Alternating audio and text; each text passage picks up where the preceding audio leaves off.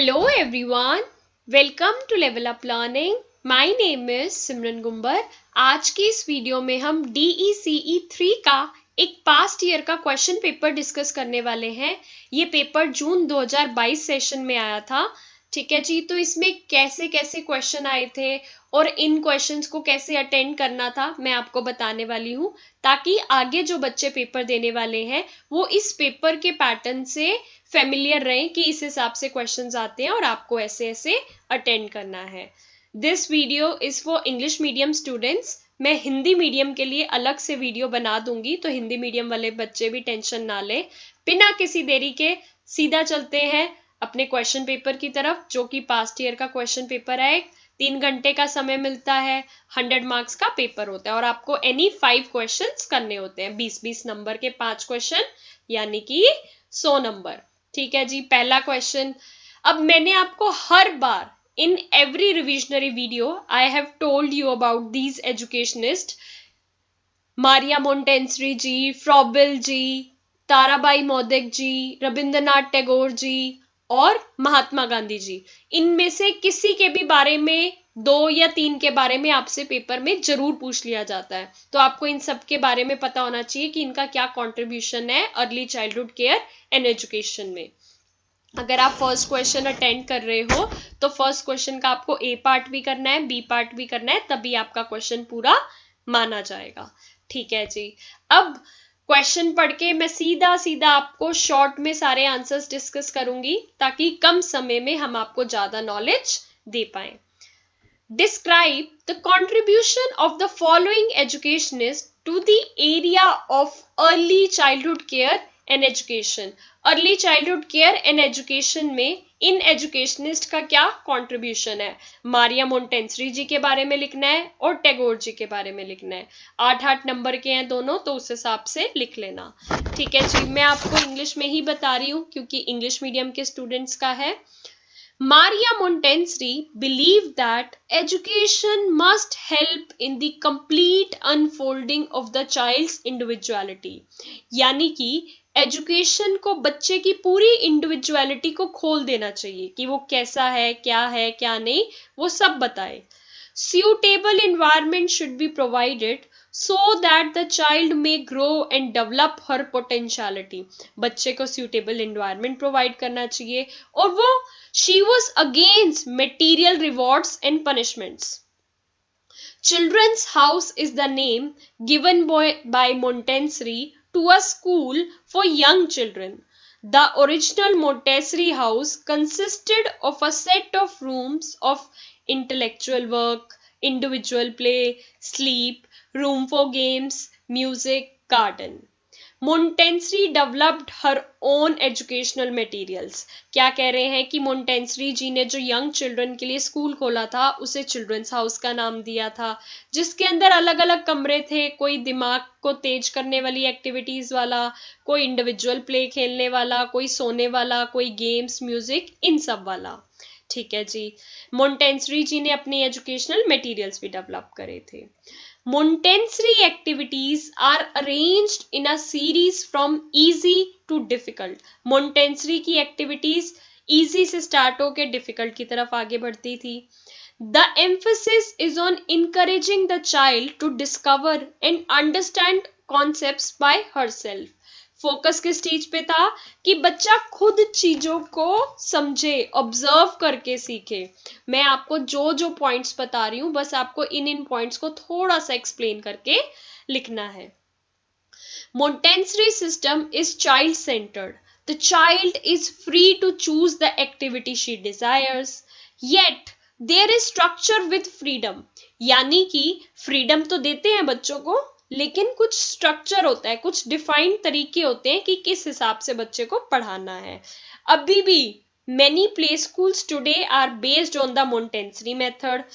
ठीक है जी, individualized teaching is the focal point of the Montessori method. यानी कि इंडिविजुअलाइज्ड टीचिंग मतलब बच्चे की जैसी नीड है, रिक्वायरमेंट है, उस हिसाब से पढ़ाया जाए. ये सब आपको लिखना है. ठीक है जी, सब बच्चों को बहुत ही अच्छे से ये क्वेश्चन आता है क्योंकि मैं बार बार समझा चुकी हूँ। आज की इस वीडियो में मैं आपको डिटेल में आंसर्स नहीं बताऊंगी, अदरवाइज ये वीडियो बहुत ज्यादा लंबी हो जाएगी। ये बस आइडिया देना है। टैगोर, टैगोर जी कौन थे? Rabindranath Tagore. Tagore was a naturalist, believing in immediate and direct contact with nature as a means of education. वो क्या थे? नेचुरलिस्ट थे। उनका मानना था बच्चे को एजुकेशन देने के लिए उसका सबसे ज्यादा कांटेक्ट किससे होना चाहिए? नेचर से।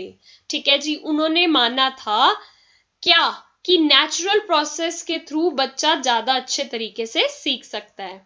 Tagore emphasized the following three methods of teaching. उन्होंने 3 methods of teaching दिए थे।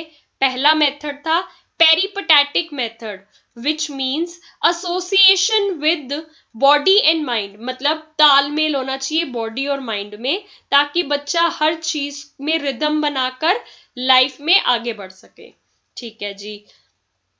सेकेंड मेथड था activity method. He believed in learning by doing. He emphasized that children must learn through activities. Learning by doing पे believe करते थे और उन्होंने कहा था बच्चे एक्टिविटीज परफॉर्म करके ही सीखेंगे। तीसरा, learning through the environment. Tagore stress teaching through environment. ठीक है जी, उन्होंने कहा कि एनवायरमेंट के थ्रू पढ़ाओ। उसके बाद उनके करिकुलम क्या था? एक्टिविटी सेंटर्ड था, सब्जेक्ट सेंटर्ड नहीं था। उन्होंने माना बच्चों को एजुकेशन प्ले और एक्टिविटी के थ्रू दो। स्टूडेंट टीचर रिलेशनशिप बहुत ज्यादा इंपॉर्टेंट है। And the primary function of the teacher is to produce an atmosphere conducive to create activity. हमारा मेन फंक्शन टीचर का ऐसा है कि हम ऐसा एनवायरनमेंट बनाएं जो कि क्रिएटिविटी डेवलप करे। ठीक है जी, मेन फोकस उनका teaching through the environment, learning by doing, education through self activity are all considered qualities of good preschool education today. ठीक है जी, हो गया डन। तो आप ये पॉइंट्स लिख सकते हो और आपका 8 ये 16 नंबर यहीं से पक्के हो जाएंगे। ठीक है जी, मैं बिल्कुल बेसिक तरीके से डिस्कस कर रही हूं ताकि हिंदी इंग्लिश जो भी लैंग्वेज में आप कंफर्टेबल हो आप समझ जाओ। हिंदी मीडियम वाले बच्चे टेंशन ना लें, उनकी वीडियो अलग से जरूर आएगी। इसके साथ साथ अगर आप डीसी कर रहे हो और आप किसी भी सेशन का सॉल्व असाइनमेंट लेना चाहते हो, प्रोजेक्ट लेना चाहते हो, इंपॉर्टेंट क्वेश्चन आंसर लेना चाहते हो, या फिर मेरा एग्जाम प्रिपरेशन कोर्स लेना चाहते हो, यानी कि आपकी सिमरन मैम का एग्जाम प्रिपरेशन कोर्स लेना चाहते हो, तो आपको वीडियो के ऊपर लेवल अप लर्निंग का कॉन्टेक्ट नंबर शो हो रहा होगा, वहां से कॉन्टेक्ट करके ले सकते हो। ठीक है जी, अब आगे बढ़ते हैं फर्स्ट क्वेश्चन के सेकेंड पार्ट पर। आज की इस वीडियो में मैं ज्यादा कोई भी डिटेलिंग वर्क नहीं कर रही, अदरवाइज वीडियो बहुत लंबी हो जाएगी। B part, list any two reasons for the need for providing early childhood care and education services. ये क्वेश्चन और किस किस तरीके से आ सकता है? Early childhood care and education की इंपॉर्टेंस बताओ, रैशनल बताओ, नीड बताओ, रीजंस बताओ। इन सब के लिए मैंने आपको बहुत अच्छे से करवा रखा है। मैं आपको सारे के सारे पॉइंट्स बता रही हूं, कोई भी 2 लिखने हो लिख लेना। क्रूशियल फॉर ऑप्टिमम डेवलपमेंट, यानी कि हमें पता है अर्ली 6 ईयर्स, बच्चे के शुरुआती 6 ईयर्स बहुत ज्यादा क्रूशियल होते हैं उसकी ऑप्टिमम डेवलपमेंट के लिए, इसलिए early childhood care and education services provide करना जरूरी है। To provide stimulating play activities, to break the cycle of deprivation, children have right to live and grow, for socio-economic quality, to provide healthy environment। इनमें से कोई भी 2 reasons लिख के आप उसे एक्सप्लेन कर सकते हो विद एग्जांपल्स के साथ। ठीक है जी, मैं आपको डिटेल में इसलिए नहीं बता रही, अदरवाइज ये वीडियो बहुत ज्यादा लंबी हो जाएगी। मैंने आपको रिविजनरी वीडियोस में सारी चीजें समझा रखी हैं, ये बस एक आइडिया देने के लिए कि आपका पेपर कैसा आता है। ठीक है, 2 रीजंस मेन अगर जैसे मैं बताऊं, पहला लिख देना क्रूशियल फॉर ऑप्टिमम डेवलपमेंट, कि बच्चे के शुरुआती 6 years, initial 6 years are important for all round development, और एक एग्जांपल लिख देना। सेकंड लिख देना to provide stimulating play activities, क्योंकि घर में माँ बाप इतनी अच्छी एक्टिविटीज नहीं करवा पाते, बच्चे को उत्तेजनाजनक एक्टिविटीज नहीं कर पाते, बच्चों को अपॉर्चुनिटीज नहीं मिलती, तो प्ले स्कूल में उसको वो मिल जाएंगी। इनको एक्सप्लेन कर देना। पॉइंट लिखोगे with example first point, second point लिखोगे विद एग्जाम्पल सेकेंड। इस हिसाब से जब आप अपना पेपर अटेंड करोगे तो डेफिनेटली आपको अच्छे मार्क्स मिलेंगे। ठीक है जी, यहां से तो हो गया 20 नंबर का एक क्वेश्चन कंप्लीट। ठीक है, अब चलते हैं दूसरे क्वेश्चन की तरफ। दूसरा क्वेश्चन क्या कहता है? A part, explain how an impairment can be prevented from being a handicap. अब ये थोड़ा सा ट्विस्टेड क्वेश्चन है, थोड़ा सा डिफरेंट क्वेश्चन है, तो प्लीज ध्यान से सुनना बहुत ज्यादा जरूरी है। ठीक है जी, तरीका क्या होता है देखो, इम्पेयरमेंट,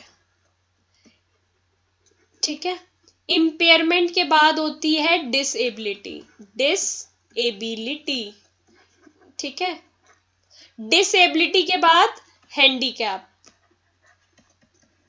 अब ये कह रहे हैं कि कोई बच्चा इम्पेयर्ड तो हो चुका है, उसको कैसे रोका जाए कि वो हैंडीकैप तक ना बने। ठीक है जी, ये क्वेश्चन है, 10 मार्क्स का क्वेश्चन है। आप कह सकते हो पूरे के पूरे पेपर में से सबसे ज्यादा ट्विस्टेड और डिफिकल्ट क्वेश्चन है, लेकिन हम बिल्कुल सिंपल भाषा में आपको समझाएंगे, इजी टर्म्स में। आई explain you so that it sets in your mind for the lifelong. Okay, impairment basically होता है, मान लो किसी बच्चे के अंदर विटामिन ए की कमी है। Let's suppose a child has a deficiency of vitamin A due to which the cornea of the eye dries. ये आंख के अंदर जो कॉर्निया होता है वो ड्राई हो गया और रिंकल्ड हो गया। ठीक है जी, अब भी ये इम्पेयरमेंट है। हो सकता है बच्चे को कभी कभी कम दिखे, जो हो सकता है बच्चे को कभी कभी कम दिखे या कोई दिक्कत आए, ये इम्पेयरमेंट है। ठीक है जी, क्या है? इम्पेयरमेंट, कि भाई कुछ कमी है। डिसेबिलिटी क्या होता है? डिसेबिलिटी होता है कि पूरा का पूरा, मान लो अगर बच्चे का ये जो विटामिन ए की कमी थी और कभी कभी धुंधला दिखता था, आपने इसको नजरअंदाज कर दिया, you neglected this fact and later on it resulted in night blindness. ठीक है, क्या होगा? बच्चे को दिखना ही बंद हो गया, रात में तो बिल्कुल ही नहीं दिख रहा, तो ये डिसेबिलिटी बन गई। अब रात में बच्चे को दिख ही नहीं रहा, तो ये इसकी डिसेबिलिटी है ना। ठीक है जी, और हैंडीकैप कब होगा? अब मान लो बच्चा ब्लाइंड हो गया, ठीक है, जैसे डिसेबिलिटी में यहाँ ब्लाइंड तो हो गया, लेकिन हैंडीकैप हम उसे तब कहेंगे जब वो अपना कोई काम नहीं कर पाएगा। अब वो जैसे पहले पढ़ाई करता था अब नहीं कर पाएगा, क्योंकि अब आंखें चली गई हैं। अब उसकी रोजमर्रा की जिंदगी में, डेली लाइफ में it is creating problem, so it becomes handicap. तो बेसिकली हमारा पॉइंट है कि अगर किसी को इम्पेयरमेंट हो जाती है, मान लो कोई कमी हो जाती है, कोई दिक्कत होती है, उसका यहीं पे रोकथाम हमें कर देनी है, ताकि वो आगे जाके डिसेबिलिटी ना बने और आगे जाके हैंडीकैप ना बने। ठीक है जी, तो आपको इन बातों को बहुत ज्यादा ध्यान रखना है। 10 मार्क्स का क्वेश्चन है, जितना हो सके अपनी लैंग्वेज में एड योर एग्जाम्पल्स और एड योर पॉइंट्स। आप यहाँ पे लिखोगे, कैसे लिखोगे? To minimize the problems related to disability, it is best to prevent disablement at the earliest stage to the extent possible. The first step is to prevent the occurrence of impairment. पहले तो हमें कोशिश करनी है कि impairment ही ना हो, but अगर impairment हो गई है, the second step, if the impairment has occurred, then is to limit its effect and even to reverse it. क्या कह रहे हैं कि अगर डिसेबिलिटी, अब अगर इम्पेयरमेंट तो हो गई है, तो अगर यहां पर है, हमें डिसेबिलिटी को नहीं बढ़ने देना, रोकने की कोशिश करनी है। और अगर बाय चांस डिसेबिलिटी भी हो गई है, तो थर्ड स्टेप ये है कि डिसेबिलिटी हैंडीकैप ना बने। ठीक है जी, आपको इसको अपनी लैंग्वेज में बिल्कुल अच्छे से एक्सप्लेन कर आना है। उसके बाद आप क्या करोगे कि इम्पेयरमेंट को डिसेबिलिटी बनने से कैसे रोकेंगे, वो देखो। This can be done by identifying as early as one can. सबसे जल्दी ये आप तब कर सकते हो जब आप आइडेंटिफाई कर लोगे कि इस बच्चे को ये दिक्कत है, इस बच्चे को ये दिक्कत है। The children and people who have an impairment so that by timely intervention it can be checked at the first stage. क्या कह रहे हैं, अगर कोई दिक्कत है, इम्पेयरमेंट है, तो उसको पहली स्टेज पर ही अगर हम रोक देंगे तो आगे बढ़ेगी ही नहीं. अब ये पहली स्टेज पे रोकने के लिए दो तरीके हैं. Early identification of impairment. Early identification यानी कि अगर आपको लग रहा है कि आपका बच्चा किसी चीज में कमजोर है, किसी चीज में पीछे रह रहा है, प्रॉपर चेकअप करवाओ कि क्या दिक्कत है. टाइमली इंटरवेंशन, सेकेंड पॉइंट, यानी कि अगर आपको लगता है ये कमी है, जिस चीज की भी कमी है, उस कमी को बचपन से ही पूरा करो. जितनी जल्दी से पूरा करना स्टार्ट कर दोगे वो चीजें दिक्कत नहीं देंगी. Let's suppose a person shows symptom of an impairment, and these, if identified and treated early, can be prevented from getting worse. यानी कि मान लो एक बच्चा है जिसके कान से कॉन्टिन्यूस डिस्चार्ज होता रहता है, ठीक है, that there is an infection. इसका एक साइन है, ये वार्निंग साइन. आपने सोचा कि ऐसे ही बच्चे के कान से वाइट डिस्चार्ज हो रहा है, कोई टेंशन की बात नहीं है, लेकिन लेटर ऑन यू रियलाइज्ड कि ये इन्फेक्शन भी हो सकती है जो कि आगे जाके बच्चे की सुनने की क्षमता को कमजोर कर देगी. तो आपको इस चीज का ध्यान रखना है, ठीक है जी. उसके बाद आप और क्या क्या चीजें कर सकते हो कि डिसेबिलिटी, हैंडीकैप ना बने. Supplying aids and appliances to the child like crutches, artificial legs, hearing aid, braille typewriter.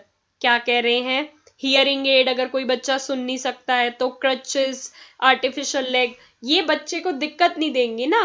कुछ सर्जरी करनी है तो सर्जरी करके ठीक कर दो, मेडिकेशन दे दो, physiotherapy. Providing rich and varied educational experiences, या तो स्कूल में या स्पेशल स्कूल में. प्यार, सपोर्ट एंड एनकरेजमेंट. ये सब चीजें क्या होगा, जो बच्चे के अंदर इम्पेयरमेंट हो गई है, यानी कि कोई कमी रह गई है, उस कमी को ज्यादा डिसेबिलिटी तक या हैंडीकैप तक नहीं पहुंचने देगी, इंपेयरमेंट लेवल पर ही ठीक कर लेगी. जैसे कहते हैं ना, बच्चे को कोई छोटी मोटी चोट लग गई तो हम कहते हैं फटाफट उस छोटी मोटी चोट को ही सॉर्ट कर लो, छोटी मोटी चोट को ही जल्दी से सॉल्व कर लो, ये ना हो कि वो घाव अंदर जाकर दिक्कत देने लग जाए. बस वही बातें आपको यहां पर लिखनी है. Let's begin with question number 2, B part. List the emotions parents experience on coming to know about their children's disability. Describe any one emotion in detail. 10 marks का क्वेश्चन है, तो आपको 10 मार्क्स के लिए जितना लिखना है वो मैं बता रही हूँ, ठीक है जी. क्या बोल रहे हैं कि जब पेरेंट्स को पता चलता है कि उनके चाइल्ड की ये डिसेबिलिटी है या उनके अंदर कोई भी डिसेबिलिटी है, तो उनको कैसे इमोशंस आते हैं. मैं आपको बता रही हूँ, आप अपना आंसर कैसे लिख सकते हो. The parents of an infant with disability undergo tremendous emotional stress. They experience many conflicting and intense emotions as they try to face the reality of child's disability. क्या कह रहे हैं, जो वो इन्फेंट डिसेबिलिटी के साथ पैदा होता है तो उसके पेरेंट्स को बहुत सी टेंशन हो जाती है कि अब हमारा बच्चा कैसे आगे सरवाइव करेगा, और बहुत अलग अलग इमोशंस आते हैं. अब इन्होंने कहा है लिस्ट द इमोशंस, तो हम आपको सारे के सारे इमोशंस के बारे में बता रही हूं मैं. वैसे तो इन्होंने क्वेश्चन में बोला है कि डिस्क्राइब एनी वन इमोशन, लेकिन मैं आपको फिर भी बहुत सारे इमोशंस के बारे में थोड़ा थोड़ा बता रही हूं ताकि पेपर में जो भी याद आए आप लिख सको. फर्स्ट, शोक. When parents discover that their child is not like other and their child has some disability, they get shocked. ठीक है, they cannot understand the solution situation and they wonder how and why did it happen. ठीक है ना, जब बच्चों उनके parents को पता चलता है कि उनके बच्चे में कोई डिसेबिलिटी है तो वो शॉक हो जाते हैं. Second emotion, denial. मानते ही नहीं है. Parents try to believe that all is well with their baby and there is no disability. वो कहते हैं नहीं नहीं, ये तो ऐसे ही है, हमारे बच्चे को तो कोई दिक्कत नहीं है. Third, bargaining. वो क्या करते हैं, when parents realize that there is something different about their child, they begin to believe and hope that if they do certain activities for the good of others, their child will try to begin. जैसे कहते हैं ना कि चलो यार शायद कुछ और मेहनत कर ले या कुछ वो कर ले या थोड़े टाइम बाद बच्चा ठीक हो जाएगा, मतलब एक दिल को दिलासा के लिए bargaining. Third, fourth, guilty. When parents discover that their child has some disability, they feel guilty of themselves and mother thinks that this is because of her. ठीक है ना, माँ को गिल्टी होने लग जाती है, शायद मैंने ही अपनी प्रेगनेंसी के टाइम ध्यान नहीं रखा होगा सही से, इसलिए ऐसा हुआ है। Fifth, anger. उन्हें गुस्सा आने लग जाता है कि हमारे ही बच्चे के साथ ऐसा क्यों हुआ। Parents usually show anger and gets irritated when they discover about the disability of the child. Sixth, depression. Depression is a common state of mind which parents of handicapped children often feel. ऐसे कहते हैं ना, सदमे में चले गए कि हाय अब क्या होगा, अब हमारा बच्चा कैसे जिंदगी में आगे बढ़ेगा या वो होगा। Last, acceptance. और कुछ लोग बहुत ही अच्छे से इस फैक्ट को एक्सेप्ट कर लेते हैं कि हाँ हमारे बच्चे में ये कमी है और अब हमें क्या क्या चीजें करनी चाहिए ताकि हमारा बच्चा भी नॉर्मल रह सके। ठीक है जी, मैं फिर से आपको इमोशंस के सिर्फ नाम बता रही हूं, एक्सप्लेन अपने हिसाब से कर सकते हो। शोक, denial, bargaining, guilty, anger, depression, acceptance. इसके बाद एंड में कंक्लूजन लिखना चाहो तो कंक्लूजन भी लिख सकते हो। कैसे? Parents of children with disabilities experience various intense emotion when they discover the disability of their child. We as an educator should help the parent to accept the child and plan how we can help the child to overcome this disability and become self-reliant. ठीक है जी, हमें parents के साथ मिलकर उन्हें ये suggestion देनी चाहिए कि अब हमें क्या क्या करना चाहिए कि बच्चा अच्छे से अपनी जिंदगी जी सके। You have to write like this. ठीक है, ये क्वेश्चन भी हो गया। Then question number 3, A part. A pre school teacher has a 4-year-old child in her group who displays sign of withdrawn behavior. Now what is withdrawn behavior?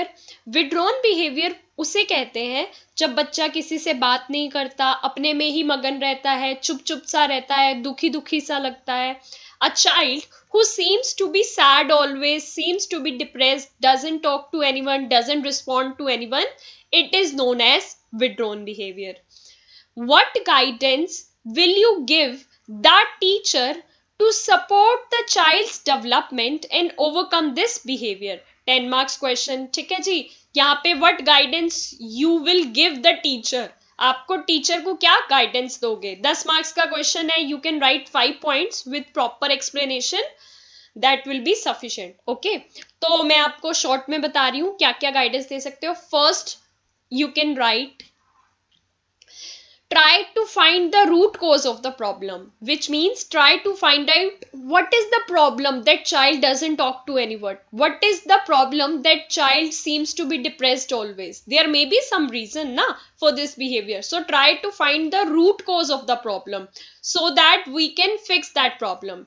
Second, try to talk with the child in a loving way. Okay, because most of the time it is seen that children seems to be afraid of people, they don't feel like talking to other people, but if someone talks to them in a loving way, in a good way, they feel very good and they respond to it. So teachers should try to talk with the child in a loving way. Third,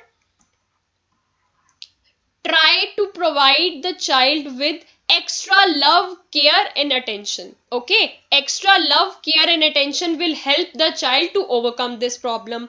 Fourth, indulge the child in extracurricular activities. Sometimes a child is scared of studies, but she is good in extracurricular activities, so he can participate and open up. So try to indulge the child in extracurricular activities so that child can overcome the fear of talking to people or whatever the situation is. Fifth, reward the child whenever a child does a good behavior or talks to other people nicely. Okay, what all you can do is try to find the root cause of the problem, try to indulge the child in extracurricular activities, try to talk with the child in loving way, provide him extra love, care and support, give rewards when he do good behavior. So you can write like this, इससे आपको पूरे अच्छे marks मिल जाएंगे.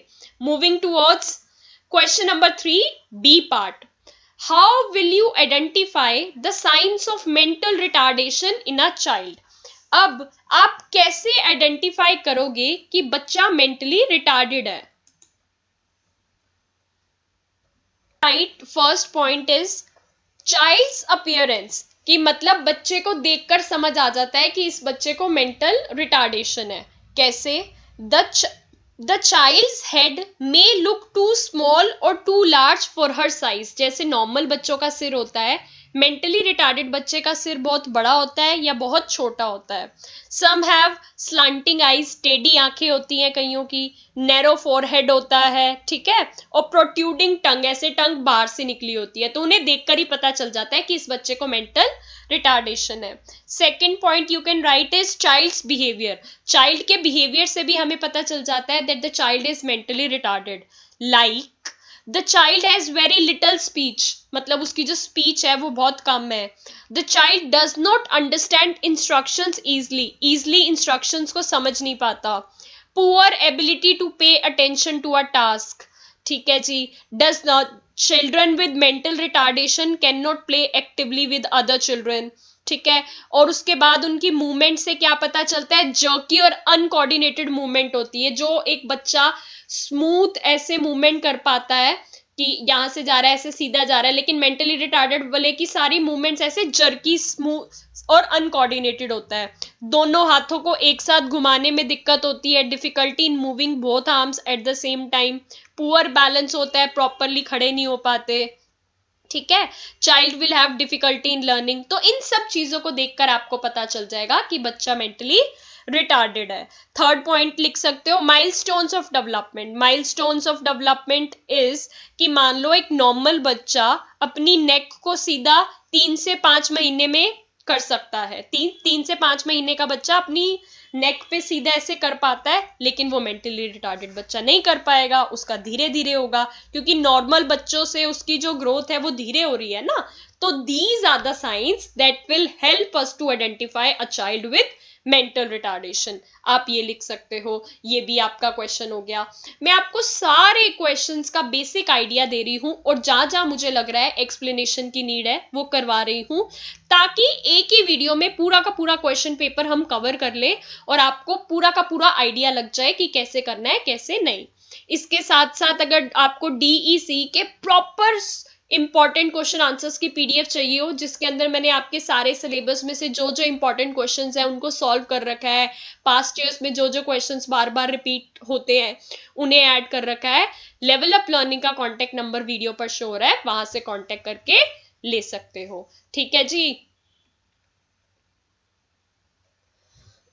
Move to the next question, question number 4, ठीक है जी। A part, explain any 5 ways through which parents can help their child with hearing impairment to develop speech in the first 3 years of his and her life। ठीक है जी, जो बच्चा hearing impaired है, सुन नहीं सकता, उसकी स्पीच डेवलप करवाने के लिए आपको 5 तरीके बताने हैं, ठीक है जी। 5 तरीकों में पहला आप लिख सकते हो lip reading. You will try to teach the child about the lip reading. The way we are speaking, child can understand our speech by looking at the movement of our lips, and also he can speak like that. Okay, first will be lip reading. Second, visual aids. Visual aids means आप जो भी पढ़ा रहे हो उसकी photos दिखाओ, ताकि उसको एक बेटर अंडरस्टैंडिंग हो जाए कि हाँ हाँ ये सब है, ये सब पढ़ाया जा रहा है, और फिर वो उसको बोल सके और बता सके, ठीक है। Third, try to communicate with the child with proper gestures and facial expressions. जब आप proper facial expression और gestures के साथ बच्चे से बात करोगे तो उसको भी समझ आएगा, बिना सुने वो आपकी बातें समझ जाएगा और वो भी बोल पाएगा, ठीक है जी। Fourth you can say is, fourth पे आप चाइल्ड इन स्मॉल सेंटेंसेस, क्योंकि अगर आप बहुत लंबा सेंटेंस बोल दोगे तो वो समझ ही नहीं पाएगा, बोल ही नहीं पाएगा, ठीक है जी। छोटे छोटे सेंटेंसेस आप बोलोगे तो उसकी धीरे धीरे कमांड पड़ेगी और वो बोल पाएगा। Fifth, try to develop the speaking skills of the child by indulging him in very different activities of listening skills, to develop his speaking skills. यानी कि आपको ऐसी एक्टिविटीज में इंडल्ज करवाना है बच्चे को जिससे उसकी स्पीकिंग स्किल्स बढ़े और उसको बोलना आए कि मुझे अपनी बात कहनी है तो मैं कैसे कहूं, कैसे बता सकता हूं, so that child learns to express himself. Okay, you can write 5 such points. इस हिसाब से आप 5 पॉइंट्स लिख सकते हो। मेन फोकस यही रहेगा क्या कि बच्चे को लिप रीडिंग आ जाए, साइन लैंग्वेज समझ आ जाए। उसके बाद क्या कह रहे हैं, आपको विजुअल एड्स का यूज करना है ताकि बच्चा देखकर सीखे। Talk with the child with proper facial expressions, gestures, ये सब आप कर सकते हो। एक और आप ये क्या कर सकते हो, ऐसी एक्टिविटीज करवाओ जिससे उसकी स्पीकिंग स्किल्स डेवलप हो। ठीक है जी, डन हो गया। Moving towards next question number 4, B part. List any 5 signs that will make you suspect that a 1-year-old may have visual impairment। अब ये जो 1 साल का बच्चा होता है ये बहुत ही ज्यादा छोटा होता है, तो ये समझ पाना कि इसको विजुअल इम्पेयरमेंट है, आंखों में कुछ दिक्कत है, बहुत मुश्किल होता है। बट स्टिल कुछ ऑप्शंस है, कुछ तरीके हैं जिससे आपको पता चल जाएगा। 5 पूछे है ना, तो मैं आपको 5 बता रही हूँ। First, when child rubs his eyes very much और excessively, बार बार बच्चा अपनी आंखें मलता रहता है, which means eyes में कोई प्रॉब्लम है। सेकेंड, जब नॉर्मल बच्चा जितनी आंखें ब्लिंक करता है उससे ज्यादा ब्लिंक, मतलब बार बार आंखों को ऐसे झपकाता रहता है, blinks many time more than usual. Third, does not respond to facial expression, यानी कि does not respond to facial expression और does not respond to our, जैसे मान लो आप फेशियल एक्सप्रेशन से हम खुश होकर दिखाते हैं तो नॉर्मल बच्चा भी हमें देखकर खुश हो जाता है ना? क्यों? क्योंकि उसकी आंखें ठीक होती हैं, वो हमें हंसता हुआ देखता है, वो भी हंसने लग जाता है। लेकिन जिस बच्चे को विजुअल इंपेयरमेंट है, देख नहीं पा रहा, वो हमारे फेशियल एक्सप्रेशंस पे रिस्पॉन्ड नहीं कर पाएगा। फिफ्थ, वाटरी डिस्चार्ज, मतलब समटाइम्स क्या होता है, आईज से बच्चे का कुछ कुछ डिस्चार्ज होता रहता है, तो ये भी एक प्रॉब्लम है जिससे पता चल जाएगा कि हाँ विजुअल इंपेयरमेंट है। Does not move his eyes, मतलब एक ही जगह पर स्टिल देखता रहता है, कहीं इधर उधर शोर हो रहा है तो इधर उधर देखता नहीं है या वो नहीं करता क्योंकि उसकी देखने की क्षमता कमजोर है। आप ये सब लिख सकते हो। Rubs his eyes excessively, blink eyes too much, does not move to objects, does not respond to facial expression and any watery discharge or anything। ये आप साइंस लिख सकते हो। चलो अब मूव करते हैं नेक्स्ट क्वेश्चन पे। Question number 5। आपको पेपर में वैसे टोटल 5 क्वेश्चंस करने होते हैं, बट मैं आपको साथ के साथ बता दूंगी ताकि आपके पास ज्यादा से ज्यादा क्वेश्चंस आपकी नॉलेज में हों। Question number 5। Question number 5, A part. Explain what is meant by child-to-child strategy of communication. State any one message that you can convey using this strategy. ठीक है, ये पहले पार्ट के 6 नंबर है और 1 मैसेज के 2 नंबर है, यानी कि 10 मार्क्स का क्वेश्चन है। हर रिविजनरी वीडियो में मैं ये क्वेश्चन करवा चुकी हूँ, ऊपर वाले क्वेश्चंस भी सब मैंने करवाए हुए हैं रिविजनरी वीडियो में। तो अगर आप हमसे नोट्स नहीं ले रहे हो तो वो रिविजनरी वीडियो यूट्यूब पर फ्री डली हुई है, जरूर देख लेना। अब आपको पता है चाइल्ड टू चाइल्ड स्ट्रैटेजी क्या होती है। ये एक बच्चा है, इसको मैंने कोई बात बताई, ये आगे 3 बच्चों को बता देगा कि आपको पता है मैडम ने ये बताया, आपको पता है मैडम ने ये बताया, आपको पता है मैडम ने ये बताया। अब ये बच्चा भी आगे 3-4 को बता देगा, ये भी 3-4 को बता देगा, ये भी 3-4 को बता देगा। तो अगर हम कोई गुड मैसेज, अच्छी बात आगे फैलाना चाहते हैं बच्चों के बीच में, तो हम ये चाइल्ड टू चाइल्ड स्ट्रैटेजी के मेथड का यूज कर सकते हैं। यानी कि एक बच्चे को कोई बात समझाई, वो आगे बच्चों को बताएगा, वो बच्चे आगे बताएंगे, तो ये बात आगे आगे फैलती जाएगी। Child to child strategy is thus designed to educate and encourage other children to concern themselves with good habits and right values of life and to communicate the same to young brothers, sisters in their house. Children can be taught simple preventive and curative measures related to health, which they can learn through various things. यानी कि ये child to child strategy के through हम बच्चों को बहुत सी अच्छी बातें बता सकते हैं जो कि उनकी हेल्थ के लिए या लाइफ के लिए अच्छी होंगी. State any one message. आप मैसेज कौन सा स्टेट कर सकते हो? Wash your hands. राइटिंग थोड़ी सी गंदी आ रही है बट मैं फटाफट करवा रही हूं इसलिए. Wash your hands before eating. अब आपने एक बच्चे को समझा दिया कि खाना खाने से पहले ना हाथ धोने बहुत जरूरी हैं, अदरवाइज जर्म्स आपके पेट में चले जाते हैं, फिर आप बीमार हो जाते हो, आपको दिक्कत होती है. उसने अपने फ्रेंड्स को बता दिया, भाई बहन तू भी ना खाना खाने से पहले हाथ धोया कर वरना जर्म्स पेट में चले जाएंगे, दिक्कत होगी. So this message one keep on forwarding to other children and other children, and all of them will learn the fact that washing your hands before eating is very important. So this question is done. आप ऐसे लिख सकते हो. Second part, fifth question, B part. What are the advantages of using role play and stories? मैंने आपको बताया हुआ है रोल प्ले क्या होता है, स्टोरीज क्या होते हैं, उनके क्या एडवांटेजेस होते हैं. 4 नंबर के हैं. तो रोल प्ले में आपको पता है बेसिकली हम रोल प्ले मान लो कर रहे हैं राजा रानी का, तो कोई राजा बन जाएगा, कोई रानी बन जाएगी और उसका रोल प्ले करेंगे. तो इन रोल प्ले से बच्चों की इमेजिनेशन स्किल्स डेवलप होती हैं, ठीक है जी, सोचने की क्षमता डेवलप होती है, लिसनिंग स्किल्स डेवलप होती है क्योंकि वो सामने वाले पर्सन के डायलॉग्स को सुनता है, ठीक है, स्पीकिंग स्किल्स डेवलप होती है क्योंकि वो भी डायलॉग्स को बोलता है, लैंग्वेज स्किल्स डेवलप होती हैं, सोशल डेवलपमेंट होता है और बच्चों की लाइफ लॉन्ग लर्निंग होती है. तो ये एडवांटेजेस आप लिख सकते हो. स्टोरीज से भी सेम बच्चों की इमेजिनेशन स्किल्स डेवलप होती हैं क्योंकि बच्चा इमेजिन करता है अब आगे क्या होगा, राजा कहाँ जाएगा, राजा क्या करेगा. तो ये स्टोरीज होती हैं, इमेजिनेशन स्किल्स डेवलप करती हैं, बच्चों की क्रिएटिविटी डेवलप करती है कि हम और इस सिचुएशन में क्या क्या कर सकते हैं. अगर बच्चा स्टोरीज सुन रहा है, लिसनिंग स्किल्स डेवलप होंगी, लैंग्वेज स्किल्स डेवलप होगी, वोकैबुलरी इंक्रीज होएगी, नए नए वर्ड्स समझेगा, ठीक है, और उसकी क्या कह रहे हो आप, कह सकते हो इमोशनल डेवलपमेंट होगी. स्टोरी के अंदर जो भी चीज समझाई जा रही है वो इमोशनली उससे अटैच होगा. तो ये एडवांटेजेस है स्टोरीज के. आप ये सब लिख सकते हो अपनी लैंग्वेज में, बहुत इजी है रोल प्ले और स्टोरीज का. Now C part, question number 5, C part. State one message each that can be effectively communicated through above methods mentioned two methods through above mentioned two method to parents of young children. अब role play पहला, इसके through आप क्या message deliver करना चाहते हो. दूसरा stories, इसके थ्रू आप कौन सा अच्छा सा मैसेज डिलीवर कर सकते हो पेरेंट्स को.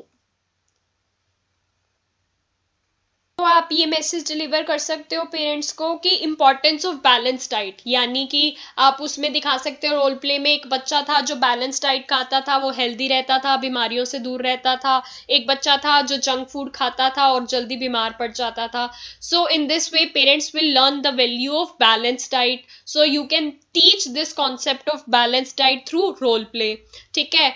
स्टोरीज के थ्रू आप कोई भी मॉरल स्टोरी सुना सकते हो जो कि बच्चों के लिए भी यूजफुल रहेगी, पेरेंट्स के लिए भी. यानी एक तो जैसे बहुत ही फेमस है honesty is the best policy, कि हमें सच बोलना चाहिए. उसमें होता है ना वो लकड़हारे की कुल्हाड़ी जो भी होती है पानी में गिर जाती है, वो कहता है, उसको सोने की दिखाते हैं, उसकी दिखाते हैं, तो कहते हैं नहीं ये मेरी नहीं है, ये मेरी नहीं है, जो उसकी ओरिजिनल होती है उसी पे हामी भरता है. यानी कि सच बोलने वाला बहुत जरूरी होता है. Honesty is the best policy, आप ये मैसेज डिलीवर कर सकते हो.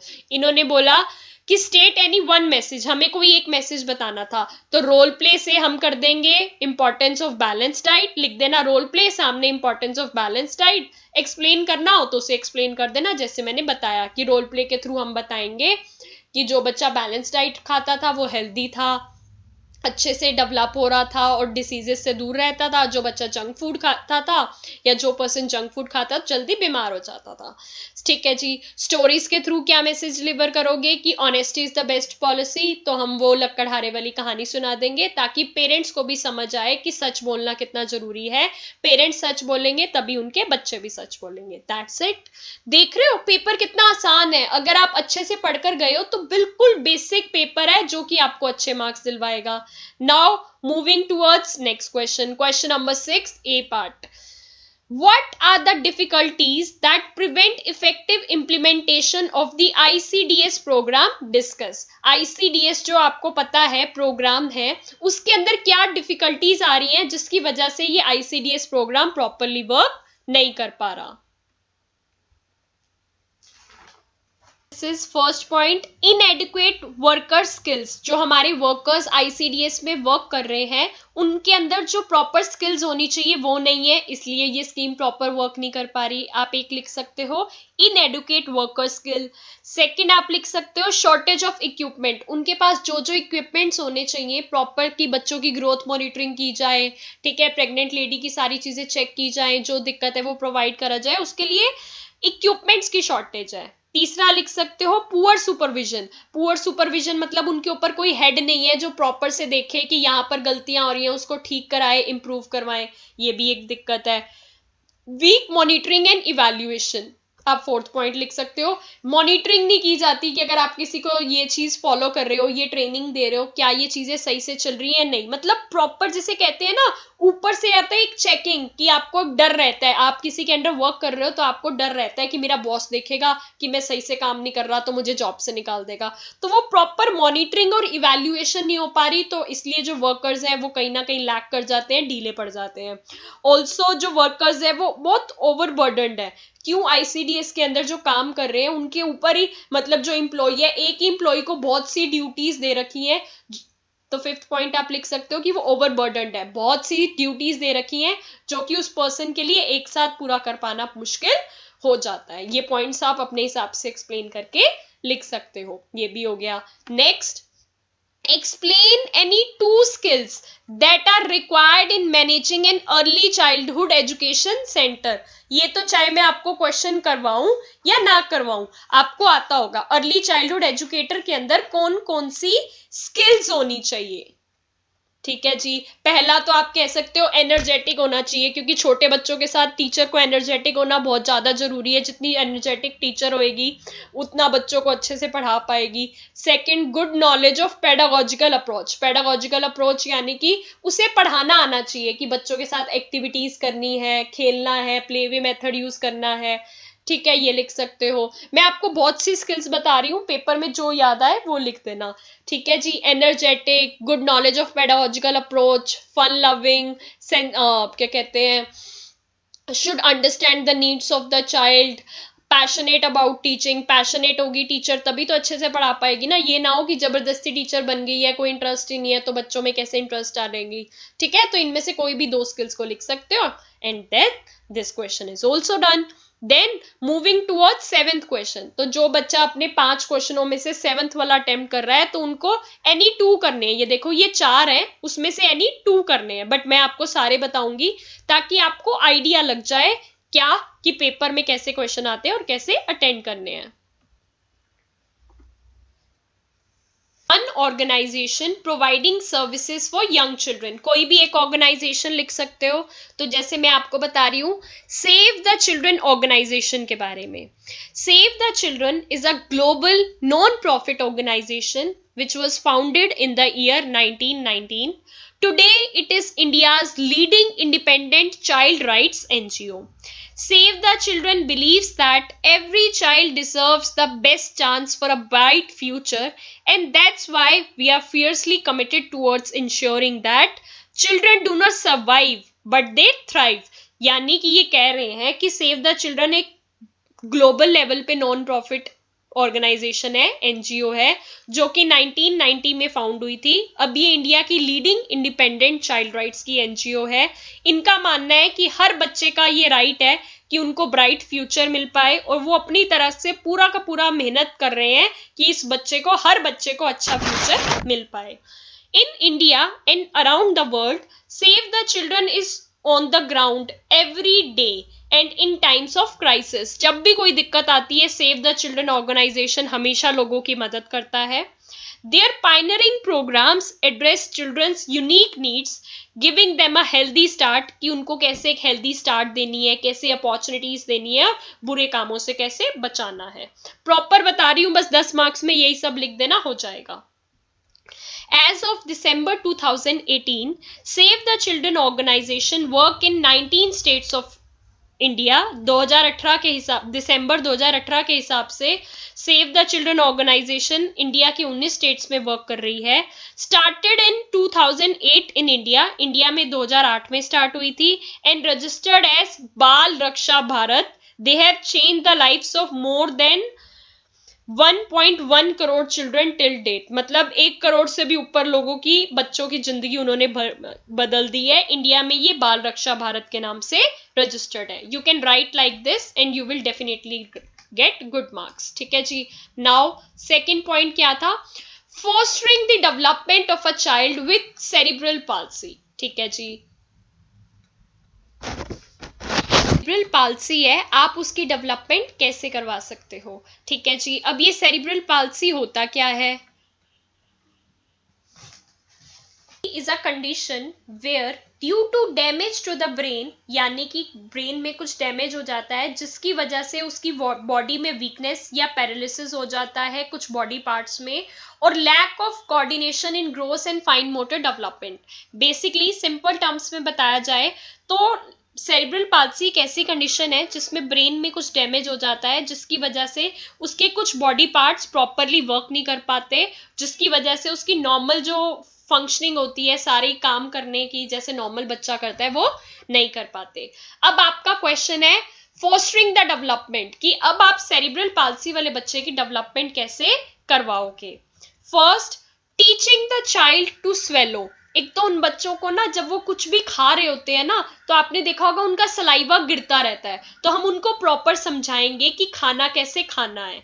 Drooling saliva and having difficulty in swallowing are common problems that affect children with cerebral palsy. Encourage the child to close the lips by stretching the lips outwards towards the ear. तो आपको बच्चे को समझाना है कि खाना मुंह में डाल के लिप्स को बंद करना है और बाहर की मतलब ईयर की तरफ लिप्स को लेकर जाना है, यानी कि जैसे कि मुंह पूरा बंद रहे और जो वो सलाइवा होता है वो बाहर ना गिरे। तो क्यों ऐसा होता है? क्योंकि उन बच्चों की ना जो फेस की मसल्स होती हैं वो वीक होती हैं, प्रॉपरली वर्क नहीं कर पाती, इसलिए वो सही से खा नहीं पाते। तो first point can be teaching the child to swallow. Second, helping the child to eat. आपको प्रॉपर बच्चे को बताना है कि कैसे खाना है। उसको स्लाइटली सा ब्लेंड फूड दो, ऐसे मतलब बहुत हार्ड चीज दे रहे हो तो वो दबा ही नहीं पा रहा, चबा ही नहीं पा रहा और सलाइवा गिराई जा रहा है। थोड़ा सा सॉफ्ट फूड दो ताकि वो इजिली खा पाए। ठीक है जी।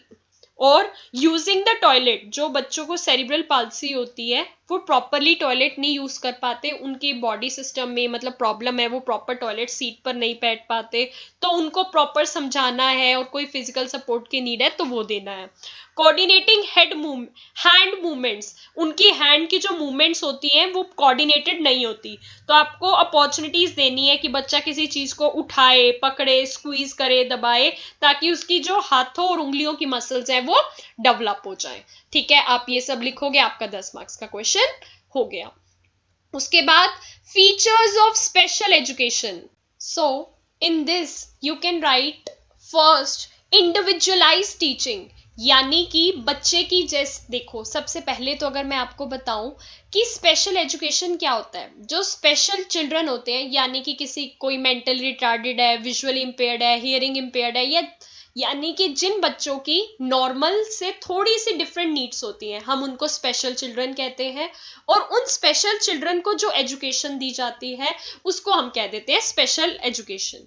स्पेशल एजुकेशन में इंडिविजुअलाइज टीचिंग, यानी कि अगर कोई बच्चा हियरिंग इंपेयर्ड है तो उसको इस हिसाब से पढ़ाया जाएगा कि वो बिना सुने ही सारी चीजें समझ जाए। अगर कोई बच्चा विजुअली इंपेयर्ड है तो उसको ऐसे तरीकों से पढ़ाया जाएगा कि बिना देखे वो चीजें समझ जाए, यानी कि ब्रेल वगैरह यूज करवा दिया।